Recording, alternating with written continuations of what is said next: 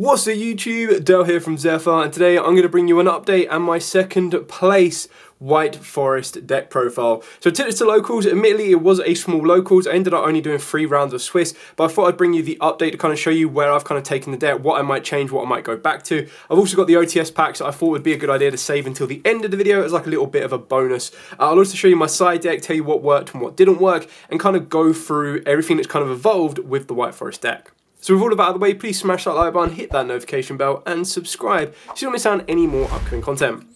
So pretty standard for the White Forest lineup. We are playing triple LZ and triple Estella. Now the only thing that I've actually changed in regards to the ratios of this one is I've now actually started to play 2 Piri-Rezi map. Now I still don't like the card. I think Piri-Rezi map is a bit of a painful card to be playing because you're paying half your life points to search out either Estella or of course LZ. You're probably going to go for Estella because you're going to need to normal summon it to use its effects, so that's the one you're going to go to more times than not rather than the LZ. But the idea was that I kind of felt that through more and more testing that I was kind of lacking access to some of my starters, like the main 2 starters. Yes, of course, Sylvie is another one of your starters as well that we are playing 3 of, but the idea is you couldn't always guarantee you're going to get these, and I did find this out in more and more testing that there was times when I'm just like, where the heck are my White Forests? On the plus side, you do have that benefit that 2 toy boxes I've shown you previously in the combo video can actually get you to your starter and can actually get you into combo. So you do have more ways of getting there. I kind of felt that, you know, I'll try out the Piri-Rezi map, see if it works, see if it doesn't. I only saw it once, and the turn I saw it, I was up against, I haven't even said what I was up against. So I was up against Vanquished Soul, and they ended up D-shiftering me, and I was like, okay, guess I've got to hold my turn out. There was no point in me paying half my life points for Piri-Rezi map just to make their job easier. So I was like, I'll hold that back, use that during my next turn if I need to, and it actually worked out for me. I ended up also facing Yugioh, and I won that one. The one that I did lose was against a absolute pile of madness. It was Centurions, White Forest, or I saw Centurions, White Forest. It had a Millennium, it had the Millennium Field Spell with the Millennium Sangen in it as well, which I don't know how much of the engine was in it, and there was Bestials. And basically game 1 I won. Game 2, we both like brutally bricked quite a bit. They were just able to kind of unlock a little bit more and get a bit faster, and they sided in Ghost Ogres, and they saw Ghost Ogres game 2 and 3, which is what absolutely cooked me, because I activated Toy Box, I went Ghost Ogre, I was like, okay, cool. Turn 2, activate Toy Box, I went Ghost Ogre, I was like, okay, cool. And then game 3, we went into a bit of a back and forth, like a draw, pass kind of thing, and I ended up going activate Toy Box, Ghost Ogre. And then I drew Mole Chummy into Mole Chummy, like drew Mole Chummy while I had cards so I couldn't use it. And then drew Mole Chummy again for turn. I was just like, yeah, okay, that's cool, this game. I just couldn't like do anything. But the idea is that I needed all my starters. This is what it's worked with. And like the only real loss was just kind of like a very bad, it wasn't even a bad matchup, just the deck. It was the first game of the tournament. So I was like, the deck clearly wasn't warmed up enough. And then we've got 2 Tales of the White Forest and 1 Woes. Now the reason I'm putting in here is these are the cards that your Sylvie's going to be searching. I keep bouncing back between 1 and 2 Tails. If anything, I'm probably going to take the 1 Tails out and I'm going to put in Reinforcement of the Army because that's how you can search out your toy soldier. And I thought that was kind of a cool option. If this didn't have the clause at the start, that is if you control an illusion or a spellcaster, it would be absolutely, it would be decent. Like, it wouldn't be too broken because it specifically only lets you add a White Forest monster. So it's not like incredibly broken, like add a spellcaster of level 4 or lower. It only adds a White Forest. It's just a big shame that it says you need to already control a monster to do so, which, yeah, part of it. The one Rusia, the one Iris Sword Soul, this bricked me a couple of times as well, which is a pain in the backside because it's such a good card to get and such a good card to resolve. Like, it's very rare that any of its effects on the board will actually resolve because more times than not people will play around it. But it's still a nice free level 8, but it is something that I would consider taking out. Now, I'm not saying the White Forest, like pure White Forest toy box, which is what this is with all the hand traps, is the best way of playing the deck. I still feel that Runic is probably the most consistent way because you can kind of bounce back and forth between the spells and the White Forest and everything else you need in between. And you obviously have the defense of the Runics with the synchro aggression of the White Forest. But I actually quite enjoy playing this version of the deck, which is why I'm relatively happy with it. I'm just kind of changing a few bits around here and there. Then for the Toy Box engine, of course, we are playing triple Toy Box, triple Soldier, and 1 tank. So obviously the reason that you play 3 soldier is it can actually be a combo starter for you, because if you send this as cost off of the back of any of your White Forest monsters, you then ultimately end up searching Toy Box, which gives you at least 2, if not 3, additional spells that can be sent. because you won't be able to revive a toy soldier if you get a second one, but it still gives you that additional toy soldier that you can send for all of your cards that you need. So it just gives you like a very decent amount of resources, which is really cool, which is why I understand people playing Reinforcing the Army to get to the toy soldier. Makes sense. And then this is the part of the modern game that I don't like. All of this is like hand traps and board breakers. So for the hand traps, triple ash, triple droll, arguably this can now come out like... I wasn't expecting it to be such a small locals, but there was a one-piece event going on as well, so space was slightly limited. It was like 12 players I think we ended up getting. But ultimately with Droll and Lockbird, it just didn't really have the impact that I'd want it to. Maybe I would take it out for some of my side deck cards, like maybe Nibiru in its place instead, just gives you a better going second option. But I was expecting Droll to put in a bit more work, and it really didn't, so that can easily come out. The Bestials, so double Druid Swirl and 1 Magnamute. This is obviously partly in here because we also play the Bestial Dispatter, which puts in a lot of work. Another option that I could consider would be Lubellion, just to give you more consistency to get to these, but they're not really a cornerstone of the deck. They're just an additional option in the deck, which is why I'm only playing 3 of them, but I count them as hand traps, which is why they're in the hand trap lineup. Triple Imperm, pretty standard on that one. And then for the board breakers, I went with Triple Droplet, 1 Call by the Grave, and then the 1 Refrain. Refrain is one of them cards that you could arguably see yourself siding out, or just having in the side deck and then siding in when you're guaranteed to go first. But I like the idea that if I was able to go first, or if I was able to break a board, that I can also very easily get to a counter trap that not a lot of people expect. And then once you get this in play, it means that you can start playing around Dark Rulers and everything else. So there's definitely something to be looking into, but again, I can see this as a flex spot. I've tried to look at cards in this build that I could go, okay, what could I possibly sacrifice to get something more in? And what I want to try and focus on is you need to try and get the balance between the spells and traps you're running that can be sent with your White Forest with the White Forest monsters. Now obviously this will change once we get the new set, but we're not getting the new set until October, and it will change again depending on what the ban list kind of gives us. But that's where I'd want to consider stuff like Forbidden Chalice rather than Droll and Lockbird, because then it gives me another spell that can technically act as a board interruption without pretty much disrupting the consistency. Like when I was siding in and out, what I was trying to do is I was trying to go, right, okay, if I'm taking out a starter, because I'm going second, I'm putting in a card that could lead me to a starter in the form of Molchummy, for example. And again, Molchummy was one of them selective ones of I didn't know what the environment was going to be like, so I had to kind of go with the cards that I felt was going to be the most impactful in the most varied matchups around. So that's it for the entire main deck. Now to show you the extra deck. So the extra deck, again, I was a little bit indecisive on what route I wanted to take with it. I recently kind of played around with the Dragoon route, and I think Dragoon actually put in a lot of work for me today, so I'm happy that I've added that in.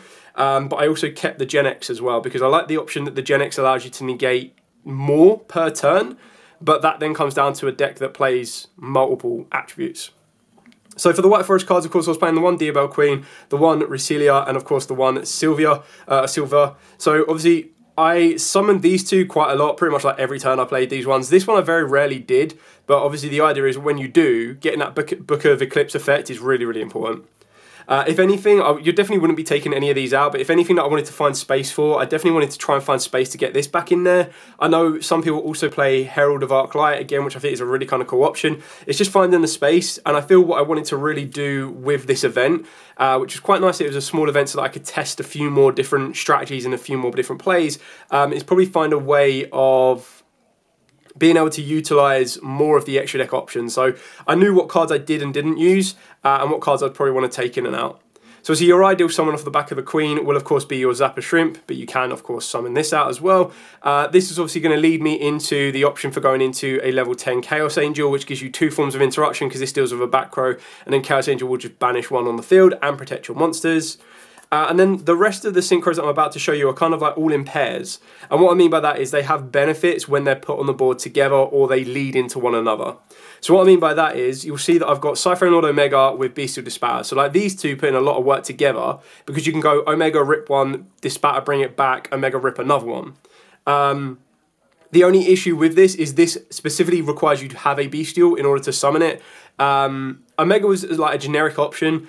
One other thing that I did miss in the day is I missed like a generic Link monster. There's a couple of times I was like, oh, I've got 2 level 4 tuners on the board. What am I supposed to do with those?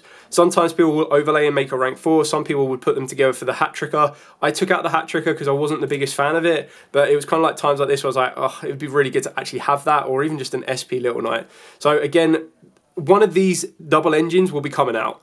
So the next well, not even a double engine, the next triple engine is Mud Dragon into Albion into Dragoon.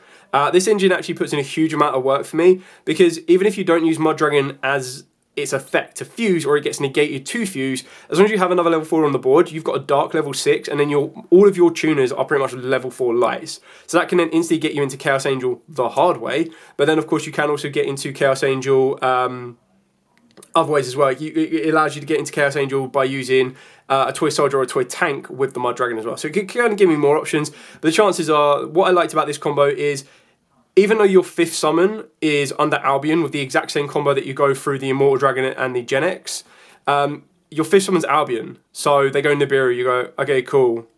Still resolve Albion, banish itself, and Mud Dragon, get me Dragoon. So you still get the same outcome.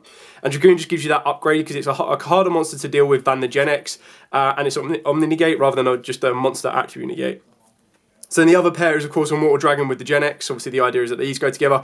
I think these are the 2 sacrificial points. I feel that these are the 2 that, as much as I like them and what they can do, more times than not, I feel that I'm probably going to be going down the Mud Dragon, Albion, Dragoon route first. And the best thing about this deck is it can actually reloop so many resources to get it back to the hand. It's absolutely insane. Like, there was a time where I had to make the Reselia during my opponent's turn. I had no cards in my hand, but I had Woes on the board. So I activate Woes, used Reselia. Reselia then allowed me to trigger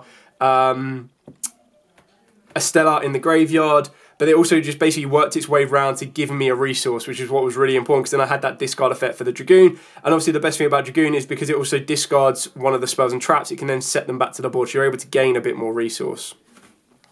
The last cards that, well, I wouldn't say I rarely used, but I never summoned out the Draco Berserker. It's just a really nice, aggressive level 8 Synchro. This is Ariatara. Obviously, the idea is the Vanadium Reframing. I actually quite like this because the idea is that you summon this, you bring out, you set the Reframing, or you get the Refraining, and then you can overlay this with the Irish Sword Soul for your Hope Harbinger, which just gives you a nice spell negate as well as an attack redirection. And the last card I played was the 1 Chaos Angel. Again, puts in loads of work it absolutely needs to, defends most of your board more times than not. You're mainly going to be using it with light monsters, so synchro monsters you control unaffected by monster effects activated by your opponent, but then sometimes you'll be able to make it with a dark as well, so you get that benefit that they can't be destroyed by battle. So I definitely like the idea of ending on a Dragoon with a technical Omni Negate, and then the Visas Aritama leading me to a Omni Negate counter track, which is a lot harder for your opponent to even stop or heck even respond with unless they've already got cards preset or like counter traps preset on it. Moving on to the side deck, I'm not going to spend forever on this one. I wanted to keep like the monster count down because the chances are when I was putting monsters in, it was either going to be the spells or starter monsters that were coming out. Like, you didn't really want to reduce your toy boxes, you didn't really want to reduce your White Forest. So I kind of felt that the cards I was putting in versus the cards that I was taking out, it was like, okay, so Mole Chummies were coming in, and maybe I would cut down some of the cards that had bricked me. Definitely if I was going second, I was taking out Irish Sword Soul, I was taking out Vanadium Reframing for sure, and I was taking out 1 Tails, and the idea is that Mole Chummies would come in. If I felt Nibiru was more effective in the match, I would go for that. And then I went with just like spells and traps and board breakers that even if I did open them up later on in the turn, I could still send them with my White Forest cards. So I went with triple Cosmic Cyclone, double Lightning Storm, obviously standing on board breakers in that one, and then triple Evenly Matched and double Skill Drain, so you can see 5, 5 and 5. Now the idea behind this one was I ended up taking out a Nibiru for Nibiru and a Skill Drain to fit in the 2 Evenly Matches, or the 2 Lightning Storms, sorry. So I was like, I kind of wanted to have the balance of the spells and traps. And the idea was, like I was saying, if I was taking out Refraining because I was going second, I'd be looking at putting in Evenly Matched. If I was taking out like a Droplet because the matchup wasn't effective with the Droplets in there, and I was going more for board breakers than board negators, again, you'd be making sure that you were swapping spells and traps for spells and traps. So that was like kind of the whole idea of it. If I didn't feel, or if I felt that I had enough and I was more confident in my deck being able to play through multiple hand traps, maybe I'd side out the Call by the Grave. If my opponent wasn't playing any lights and darks, then of course I would take out the Bestials, and that's when Nibirus or Mole Chummies would come into play. So that's kind of like the take for take, and then obviously the Irish Sword Soul would swap in for a Nibiru or a Mole Chummie. So you can kind of see that the idea was that if you were taking out a spell, you still wanted to make sure you were putting a spell back into the deck because you still need them to be able to be sent off of your White Forest, and you didn't want to open up a whole hand of monsters with no access to a spell or trap, and you didn't want to open up a whole hand of spells and traps without access to your monsters. So you really had to kind of think about what you could swap around, and that's what I quite liked about it. There's still some changes that I would definitely make with the deck. I'm probably going to wait until the ban list to drop. Not that I feel that anything massive is going to affect this deck, but if we were to get Baron back, ooh, even if we were to get Savage back, spice. I doubt that's going to happen. That's not me saying it is going to happen. I'm just saying, like, what could happen on the ban list that would be beneficial for White Forest, and that's basically it. If we get Baron or Savage back, would be absolutely insane. Obviously the Chaos Dragon as well would be pretty good. Being able to Chaos Dragon, mill Lights and Darks, but then I feel that would just be incredibly busted in Light Sworn, and maybe what Jamie was saying when Light Swans will become tier 0 is going to be true if that happens. Jeez.